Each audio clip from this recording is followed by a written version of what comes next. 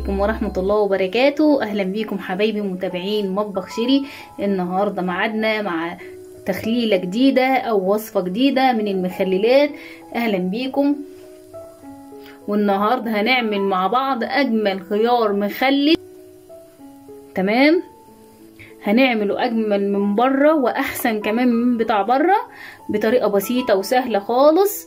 تمام، طيب خاصة ان الخيار دلوقتي حاليا جميل جدا زي ما انتم شايفين، وبما ان داخل علينا الشهر الكريم ان شاء الله، ومحتاجين نعمل مخللات علشان خاطر نوفر كل وقتنا ونوفر فلوسنا ونوفر حاجات كتير جدا، فنبدأ نشتغل في المخلل.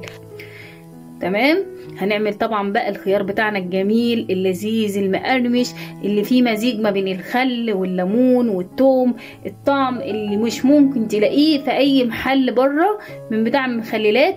يلا تعالوا نشوف هنعمل مع بعض المخلل بتاعنا ازاي خطوه بخطوه بكل تركه. كملي معايا الفيديو للاخر علشان تعرفي تعملي المخلل ازاي لحد اخر واحده مقرمشه معاكي وطعمها لذيذ واصفر زي الكهرمان وجميل جدا.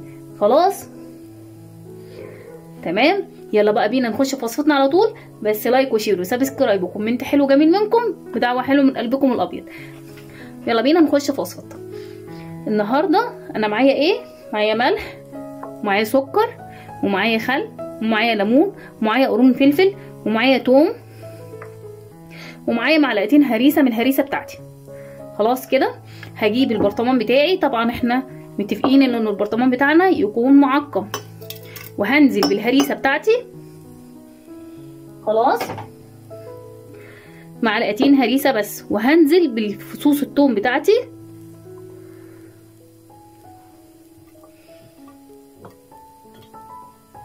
تمام، طيب في معلومه هنا عن الخيار بتاعنا. الخيار بتاعنا انا بعمل ايه فيه؟ انا بشيل العروش اللي بتبقى هنا بس وبسيبه سليم زي ما انتم شايفين كده. خلاص، مش بعمل فيه اي حاجه. هبدا انزل وارصه برص طولي، هرصه طولي. هحاول ابعد كده واوريكم زي ما رصيت الجزر. هنرصه طولي. تمام،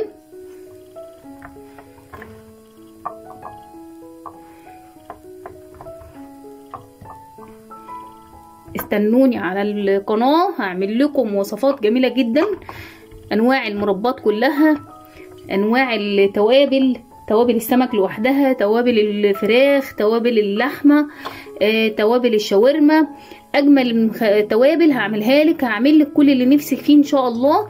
ربنا يقويني ان شاء الله واقدر اقدم لك كل اللي نفسك فيه وكل اللي يتوفر معاكي في بيتك، كل اللي بتحتاجيه، بحيث ان انت ما تشتريش حاجه من بره خالص، تبقى كل حاجه من عندك من البيت.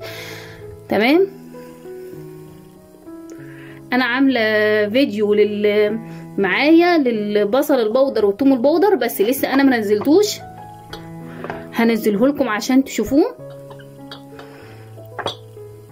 المهم ان وانتي بترصي تحاولي ما تخليش فيه فراغ زي ما عملنا في الجزر، مش عايزه يكون فيه هوا. خلاص، هكمله رص وهرجع لك تاني عشان ما اطولش عليكي الفيديو. طبعا انا رصيته نصه كده عشان برضه اوريك انا هعمل ايه. انا معايا القرون الفلفل دي. خلاص، هعمل ايه؟ بصي، هفتحها بس كده كأني هخللها. خلاص، وهبدأ انزل بيها في الجنب معايا كده، وهسيبها بعرشها زي ما هي. نحاول نقطع بس العرش ده كده شويه.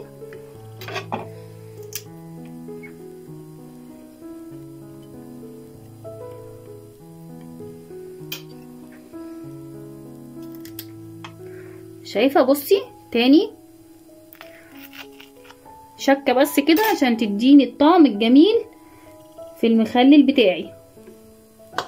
هتديكي طعم وهتديكي شكل وهتديكي مذاق وريحه ولون. الفلفل هيديله حاجات كتير جدا. طيب انا ليه حطيت الهريسه والثوم من تحت؟ علشان ما يغيرش معايا لون الخيار. خلاص انا حطيتهم تحت عشان ما يغيروش معايا لون الخيار، انا عايزه بس الطعم بتاع الهريسه اللي احنا عاملينها. خلاص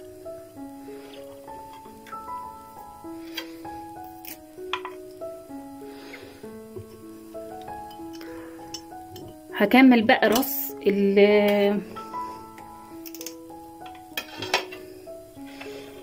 هكمل رص الخيار بتاعي وارجع معاكي عشان اقولك بقى شويه التركات الحلوين بتاع المخلل بتاعنا. خلاص كده انا عبيت البرطمان بتاعي خلاص على الاخر، حاولت على قد ما قدرت ان انا مخليش فيه مسافه. تمام، شايفين الخيار بتاعي حاولت على قد ما اقدر. في مكان هنا ممكن نحط فيه واحده،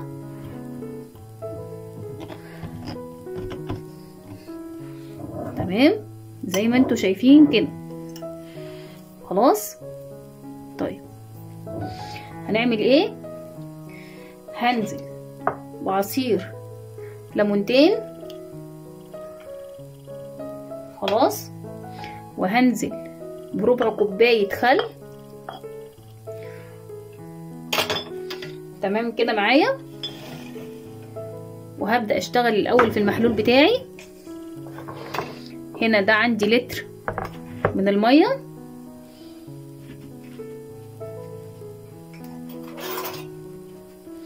هحط لكل لتر 4 معالق ونص ملح.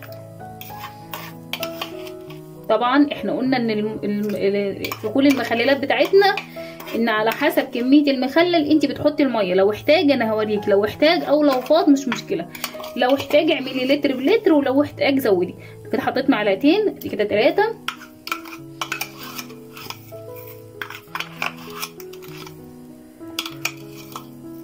4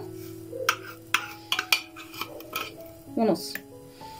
خلاص طيب هحط لهم معلقة سكر. السكر هنا بيديني قرمشة حلوة جدا.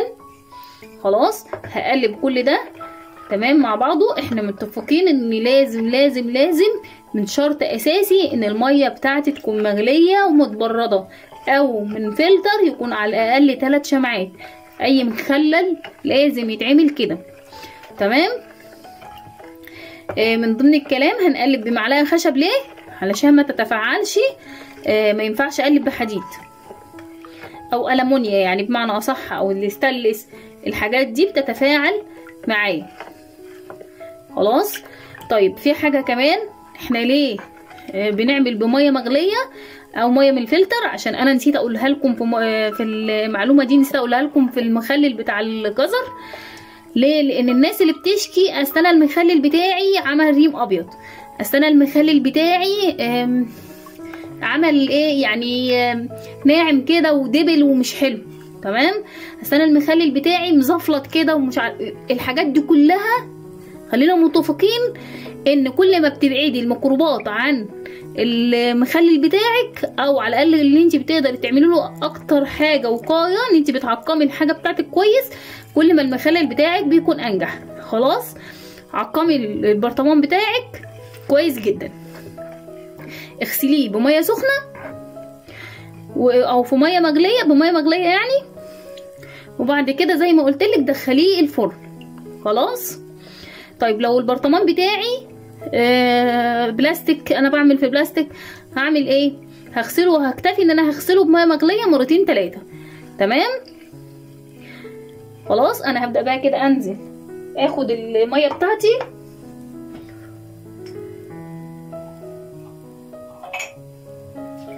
هسيبها لما تروق خالص معايا. خلاص كده بدات تروق معايا، هاخد الميه وانزل على المخلل بتاعي.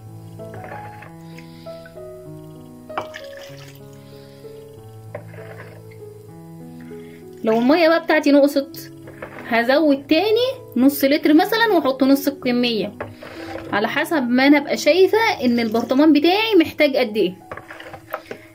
خلاص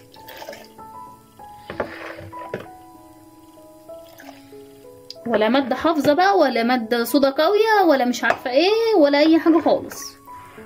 كله من البيت وطبيعي وحاجات متوفرة في كل بيت.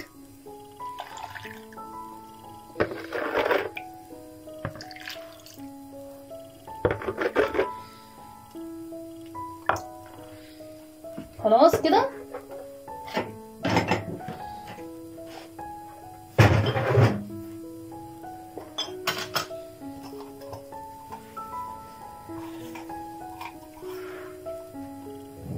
تمام كده البرطمان بتاعه اهو. ثواني. خلاص انا كده قفلت البرطمان بتاعي كويس جدا. هقولك على حاجه كمان هنا، لو الفيديو بتاعنا سوري، لو البرطمان بتاعنا مش متغطي كويس جدا يعني، او مش مقفول محكم زي كده، بنعمل ايه؟ بنجيب كيس تلاجة ونحطه ونقفل كويس جدا، لازم ما يدخلش هوا للمخلل بتاعنا. تمام.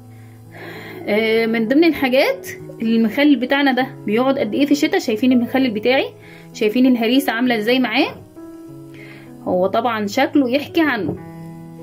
خلاص. طبعا انا هوريكم الحاجات دي، هعمل لكم مثلا حلقه كامله كده فيها جميع الحاجات اللي فرزتها، واوريها لكم اللي انا بفرزها خارجيه. خلاص. واوريها لكم مع بعضها، واوريها لكم ايه الحاجات بتاعتي استوت وعامله ازاي، لان طبعا انا مش لسه هستنى لما ايه يستوي. تمام. ليه؟ علشان انت تلحقي تعملي، عشان داخل عليكم كل سنه طيبه رمضان، وتلحقي تفرزي. خلاص. او تلحقي تخللي المخللات بتاعتك والحاجات بتاعتك. تمام. الخيار ده معايا هيقعد من 8 ايام ل 10 ايام او 12 يوم، عشان احنا الجو بارد. طب لو صيف هيقعد معاكي 5-6 ايام. خلاص. الحقي بقى هاتي واعملي وفرزي، واعملي حاجتك كلها لبيتك، والحقي اعملي المخلل الحلو القمر ده الجميل لكل عشاق ان شاء الله، كل عشاق الخيار. هتعملي اجمل خيار في الدنيا. لو عجبك الفيديو بتاعي، او لو عجبك الوصفه بتاعتي واستفدتي منها، لايك وشير وسبسكرايب وكومنت حلو جميل من قلبك الابيض. خلاص. وتابعيني ببقيه الوصفات عشان اقدم لك كل جديد. ولو عايزه وصفه من الوصفات اللي انا عملتها، ادخلي عليها وشوفي ايه انا عملت فيها ايه. يلا خلاص، اسيبكم في رعايه الله، واشوفكم في وصفه جديده. مع السلامه.